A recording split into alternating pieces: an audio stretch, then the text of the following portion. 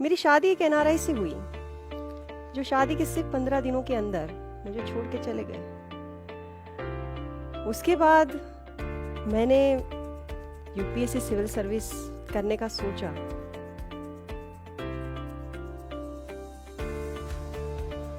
मेरे पापा टीचर थे।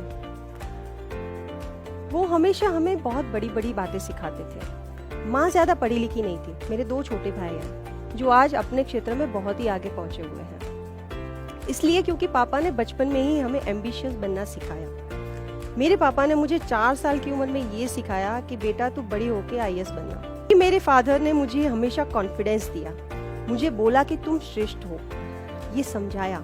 हालांकि हर बाप के लिए अपना बच्चा श्रेष्ठ ही होता है, लेकिन ये छोटी छोटी बातों से मेरा कॉन्फिडेंस डेवलप हुआ। मैंने फिर ओपन यूनिवर्सिटी से ग्रेजुएशन किया। महज 1000 रुपए की तनख्वाह से शुरुआत की थी, छोटी सी स्कूल में पढ़ाने का। उस वक्त मैं कॉम्पिटिटिव एग्जाम्स की तैयारी कर रही थी। मैंने गुजरात पब्लिक सर्विस कमीशन का मेंस क्लियर कर लिया था। उस वक्त मेरी शादी एक एनआरआई से हो गई, लेकिन मेरे हस्बैंड नहीं चाहते थे कि मैं जीपीएससी का इंटरव्यू दूं। मैंने हालात के साथ सारे समझौते किए। मैंने सोचा ठीक है, क्योंकि उनको न्यूजीलैंड रहना था। उन्होंने बोला नहीं नहीं, ये इंटरव्यू नहीं देना है। मैंने सोचा ठीक है, हालात के साथ सारे समझौते किए, कहीं कहीं से, क्योंकि मैं उनको प्यार भी करती थी। लेकिन क्या होता है जब आपको प्यार करने वाला इंसान आपको छोड़ के चला जाता है, वो स्पेशली जब आपका पति है। न्यूजीलैंड जाने के बाद उन्होंने मुझे बिल्कुल फोन नहीं किया। शादी के महज 15 दिनों के बाद न्यूजीलैंड चले गए थे। उसके बाद मेरी उनसे कभी बात नहीं हुई। बहुत बड़ा झटका लगा था, टेंशन भी था, सिर्फ अपना ही नहीं, मम्मी पापा का भी, क्योंकि उनकी बेटी की दुनिया भी डामाडोल हो चुकी थी। उनको भी झटका लगा था कि एकदम से क्या हो गया हमारी बेटी के साथ। सारे परिवार वालों को, सारे समाज को आप क्या जवाब दोगे, क्या बोलोगे, कहाँ है आपका पति? उस वक्त मुझे लगा कि बचपन में पापा ने जो मुझे सिखाया है वो सपना पूरा करने का समय आ चुका है, और हालात भी थे। लेकिन वो डिसीजन इतना आसान नहीं था। मैंने यूपीएससी की प्रिपरेशन करने का फैसला किया। जब फैसला किया, शुरुआत में मेरे पास नौकरी नहीं थी, कोई फाइनेंशियल सपोर्ट नहीं था। तैयारी ऐसे नहीं होती है। लेकिन 2 साल बाद मुझे एक गवर्नमेंट टीचर की नौकरी मिल गई, जिसकी महज तनख्वाह 5000 रुपए थी। मैं मेरे मम्मी पापा के गांव से 40 किलोमीटर दूर एक छोटे से गांव में रहने चली गई, जहां की बस्ती से 15,000 थी, उससे भी कम।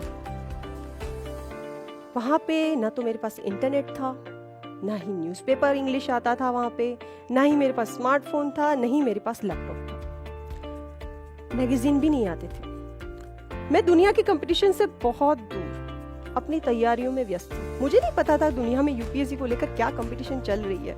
मैं वो कंपटीशन देखने के लिए वहां मौजूद नहीं थी। लेकिन इसके बावजूद मैंने मेहनत करने में कभी पीछे नहीं रखी। यूपीएससी की वो तैयारियों के दौरान अपनी पेशेंस को बनाए रखना, एंजाइटी से दूर रहना, उन 5 सालों के दौरान इतना झटका लगने के बावजूद तैयारी में एकजुट रहना, अपने ध्यान को बनाए रखना, ये सब इतना आसान नहीं था उस वक्त जितना आज मैं बोल रही हूँ। वो बहुत मुश्किल दौर था। मैं उस वक्त बहुत अकेली पड़ गई थी। धीरे धीरे माँ बाप का साथ भी छूट जाता है।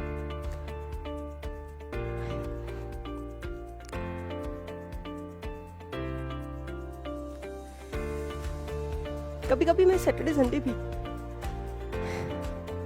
अपने माँ बाप के घर नहीं जाती। मुझे ये भी ख्याल आते थे कि ये लोग मेरे बारे में क्या सोचते होंगे, कि मैं ऐसा क्यों कर रही हूँ, मेरे पति कहाँ हैं? मेरे पास कोई जवाब नहीं था।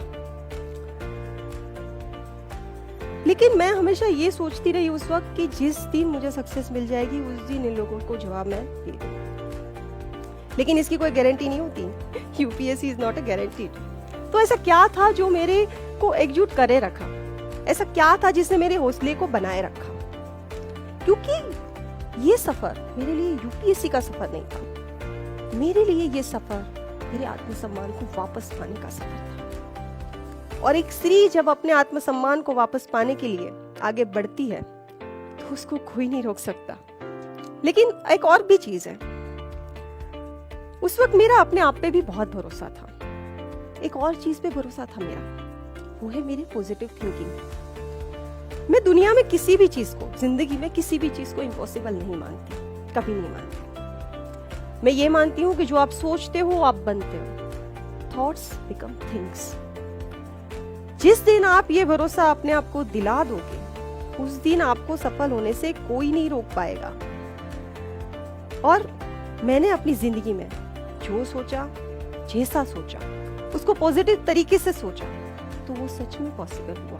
और सफलता पाने के लिए मैं 3 चीजों को बहुत ही अहमियत देना पसंद करती हूँ। सबसे पहला, डिटर्मिनेशन। आपको डिटरमाइन होना पड़ेगा, कभी गिव अप नहीं करना है। जिंदगी में जो कभी गिव अप नहीं करता वही सफल होता है। दूसरी चीज, हार्डवर्क। आपको बहुत हार्डवर्क करना है। हार्डवर्क का कोई भी रिप्लेसमेंट नहीं होता है जिंदगी में। और तीसरा, पेशेंस। उस हार्डवर्क के समय में भी आपको अपनी पेशेंस बनाए रखनी है। वो पेशेंस ही आपको आगे ले जाएगी।